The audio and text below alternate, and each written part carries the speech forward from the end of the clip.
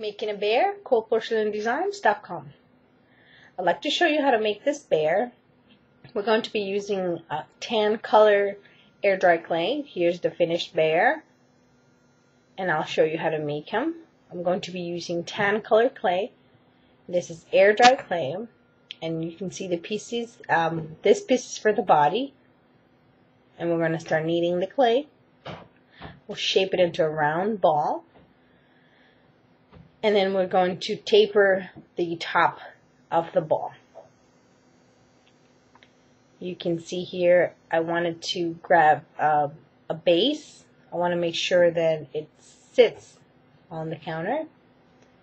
And here I'm going to be making the leg. One of the legs, you want to be sure that both legs have the same size.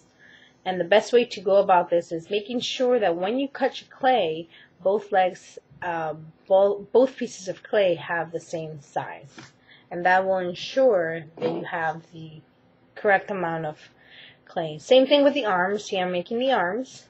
And you want to make sure that you knead the clay every time you make a piece, and that both pieces are the same size.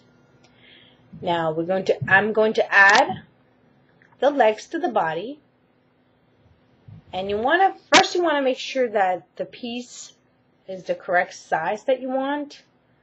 So I'm just going to add a little bit of glue to both pieces so it can attach to the body. Now this style, you don't really need a toothpick for the legs. If the bear was standing, you'd have to let the legs dry a little bit, and then you would be able to make the bear standing up. But for this bear, it's an easy one, so he'll just sit.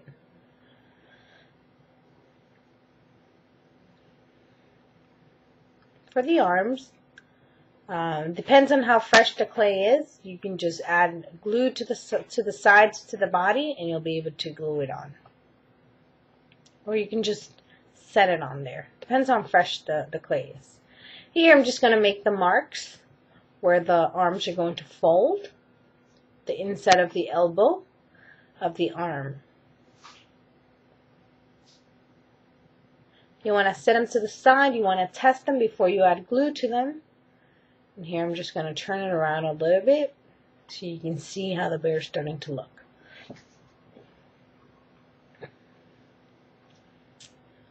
For the head, you want to make sure that you measure the head first. I like to measure it to see if it matches with the rest of the body. You want to be able to keep your bodies in proportion. If you're going for a bigger head, and then that will be the style that you would do.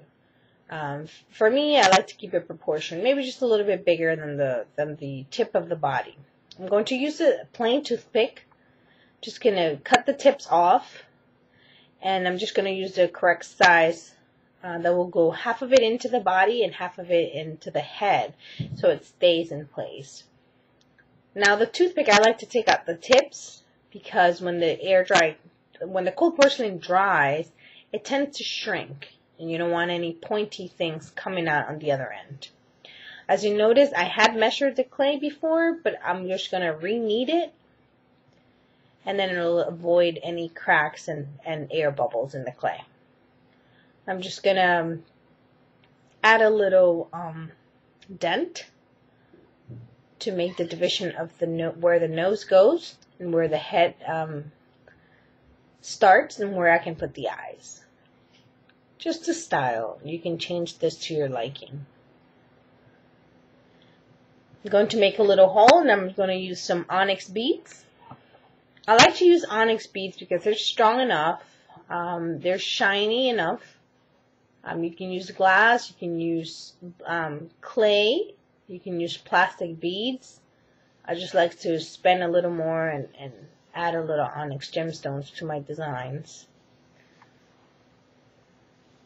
Now these tools that I'm using, they're plastic tools, and you can get those from my Etsy store at Cold Porcelain Designs. Look it up on Etsy, which is etsy.com, and then you can type in Cold Porcelain Designs, and you'll find my store.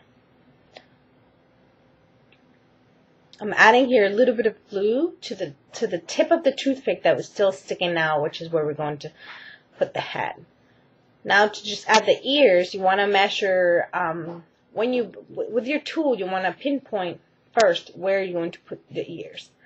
And that little indentation, what it does is, it helps the clay adhere better to the head. So these are tiny pieces that stick out of the main body. You want to make sure that they don't fall off once the piece dries. And now the little indentation that I do for the inside of the ear will just make it stick even more. Sometimes you have to add glue to that, but this clay was fresh enough that I didn't have to. And then I'm just going to grab a little bit of black clay for the little nose, and that you can be any color you want. Remember, this is your creation. You want to make your bears the way that you like. This is just the basic on how to go about and making one. It's a pretty comfortable size also. If you compare the size of the bear to my hand, it's a size I'm used to making. I made a little indentation for the nose where it's going to go. I'm going to add a little bit of a little bit of white glue for the black clay. And what happens is the black clay, because it's a different color clay and it's not the same brown to brown, I just want to make sure that it sticks to the brown clay, and I'm going to add a little bit of glue, which I did. Try to keep your area clean. Try to avoid eating while you're making clay figures. And here, if you were doing like baby shower favors, you'd be able to just make the bears in the series.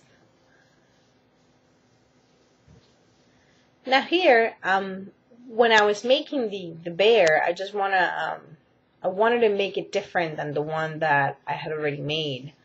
So I'm just going to add a little brad, and it's the star shape. Be careful with the back of these brads because they might just stick out on the other end. So there's the bear, and then all it needs is some tweaking and maybe a little tail in the back, which I'm going to add in a little bit.